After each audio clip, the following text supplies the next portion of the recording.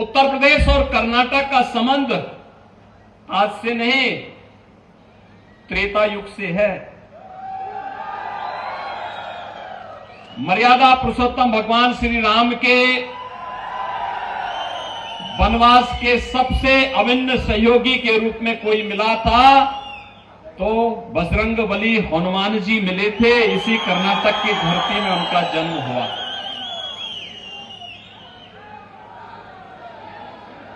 और इसीलिए आप देखते होंगे ये मित्रता कितनी अभिन्न है, कितनी अभिन्न मित्रता है। और ये भक्त और स्वामी का संबंध किस प्रकार से एक दूसरे से जुड़ा हुआ है। दुनिया में जहां कहीं भी भगवान राम का मंदिर होगा वहां हनुमान जी का मंदिर जरूर होगा।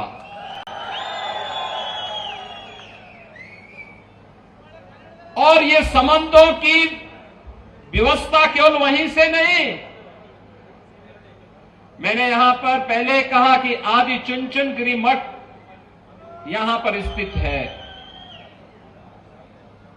भैरेश्वर स्वामी जी महाराज वहां पर विराजमान हैं। मंजुनाथम ही गोरक्षम, भगवान मंजुनाथ और भैरेश्वर एक साथ यहां पर प्रकट होते हैं। कर्नाटक वही धरती है और उतना ही पुराना संबंध यह उत्तर प्रदेश और कर्नाटक का है। और इसीलिए जब मैं यहां पर आता हूं तो एक आत्मीयता का भाव मेरे मन में पैदा होता है। और कर्नाटक के आप सभी युवा मित्रों के साथ, यहां के कार्यकर्ताओं के साथ संवाद बनाने में, उनसे मिलने में मुझे उतनी ही प्रसन्नता होती है।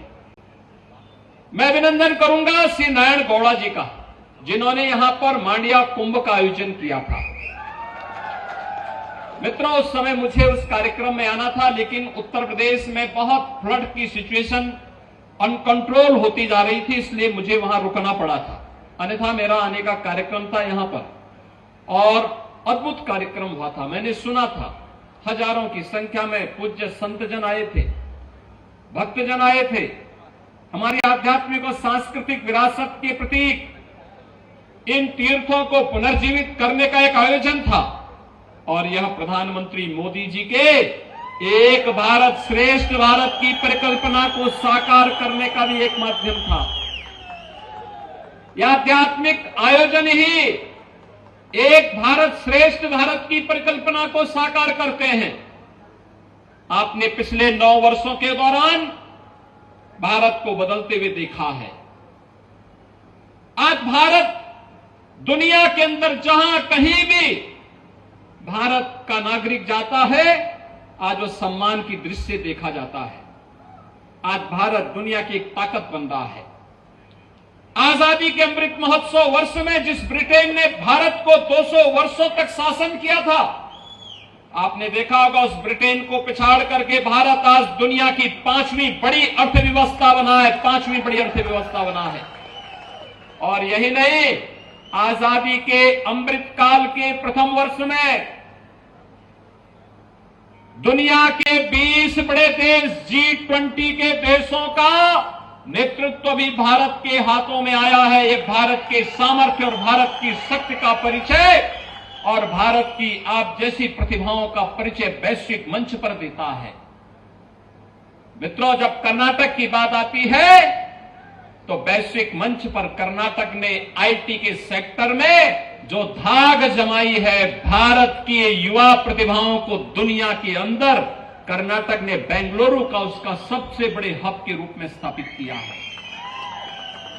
ये बेंगलुरु का आईटी के सबसे बड़े हब के रूप में स्थापित होना ये साबित करता है कि हमारे पास सामर्थ्य है, हमारे पास शक्ति है, हमारे पास सब कुछ है। लेकिन 2014 के पहले नेतृत्व नहीं था। 2014 में प्रधानमंत्री मोदी जी का नेतृत्व मिला। आज भारत की सामर्थ्य वैश्विक मंच पर दिखाई दे रही है। और इसीलिए आज आपने देखा होगा कांग्रेस विकास की बात करती है, विकास की बातें करती है, बड़े बड़े दावे करते हैं, लेकिन विकास की उसकी हकीकत क्या थी? पंचवर्षीय योजना, एक प्रोजेक्ट बनता था, एक पंचवर्षीय योजना लग जाती थी, अगली पंचवर्षीय योजना में उसका शिलान्यास होता था, तीसरी पंचवर्षीय योजना में कार्य आवंटन होता था, चौथी पंचवर्षीय आज प्रारंभ होते ही फिर वह प्रोजेक्ट दम तोड़ देता था और प्रोजेक्ट कभी पूरा नहीं होता था। ये कांग्रेस की असलियत थी।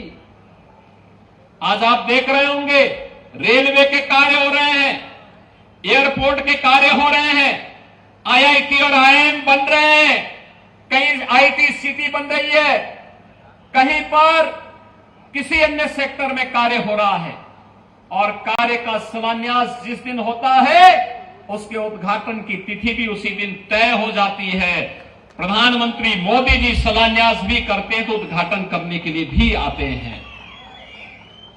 भाइयों बहनों, आज एक तस्वीर बदली है, हर एक सेक्टर में कुछ न कुछ परिवर्तन हुआ है और वो परिवर्तन आपने देखा होगा कैसे भारत एक कृषि प्रधान, बचपन से सुनते रहे हैं भारत कृषि प्रधान देश है, लेकिन कृषि प्रधान देश ने पिछली हुकूमत ने किया क्या था? पिछली हुकूमत ने हमारे किसानों के लिए क्या किया था? और कर्नाटक तो इसका जीता जागता उदाहरण है। लंबे समय तक यहां के किसानों को आत्महत्या करने के लिए मजबूर होना पड़ा था।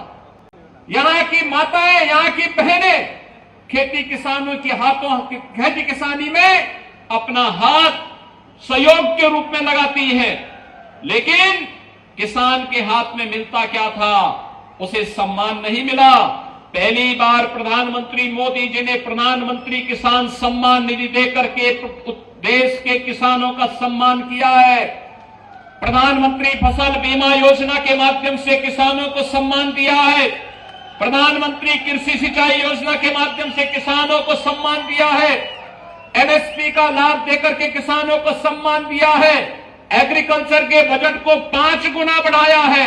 एग्रीकल्चर के सेक्टर में यह परिवर्तन भी आज हम सबको देखने को मिलता है।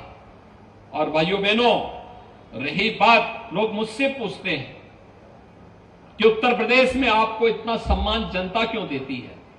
मैंने कहा जनता इसलिए देती है क्योंकि भारतीय जनता पार्टी की डबल इंजन की सरकार है। डबल इंजन की सरकार, डबल इंजन की सरकार की सामर्थ्य और शक्ति का प्रदर्शन वहां पर मजबूती के साथ होता है।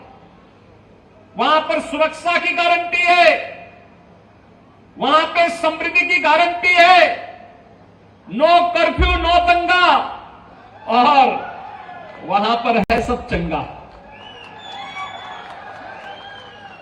पिछले 6 वर्ष में उत्तर प्रदेश के अंदर कोई दंगा नहीं हुआ, कोई कर्फ्यू नहीं लगा, विकास की स्पीड बढ़ी है। और मैं डबल इंजन की सरकार का भी अभिनंदन करूंगा कि पीएफआई जैसे संगठनों को बैन करके उसकी कमर को तोड़ने का कार्य भी कर्नाटक के अंदर हुआ है। आप सोचिए, एक और डबल इंजन की सरकार जो पीएफआई पे बैन करती है, पीएफआई को बैन करती है, और दूसरी तरफ कांग्रेस जो पीएफआई को तुष्टीकरण करने का कार्य करती है, उन्हें धर्म के आधार पर रिजर्वेशन देने का कार्य करती है। धर्म के आधार पर आरक्षण यह भारत के संविधान के विपरीत है, असंवैधानिक है।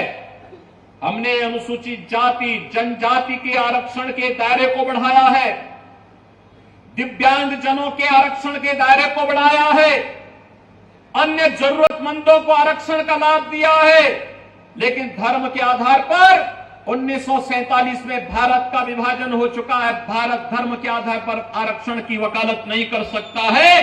अन्य विभाजन के लिए हम तैयार नहीं है, यह भारतीय जनता पार्टी का मानना है, क्योंकि हम सब मानते हैं एक भारत श्रेष्ठ भारत की परिकल्पना ही भारत को आगे बढ़ाएगी। और भारत की इस परिकल्पना को आगे बढ़ाने के लिए आज हम सब आपके पास आए हैं। मित्रों, डबल इंजन की सरकार की सामर्थ्य ही है। आप विकास हर एक स्तर पर देखने को मिलता है। हर एक स्तर पर हमें डेवलपमेंट के कार्य देखने को मिलते हैं। हम तुष्टीकरण नहीं, हम सशक्तिकरण पर विश्वास करते हैं। हमने किसान की कनेक्टिविटी और किसान की प्रोडक्टिविटी को भी बढ़ाने का कार्य किया है।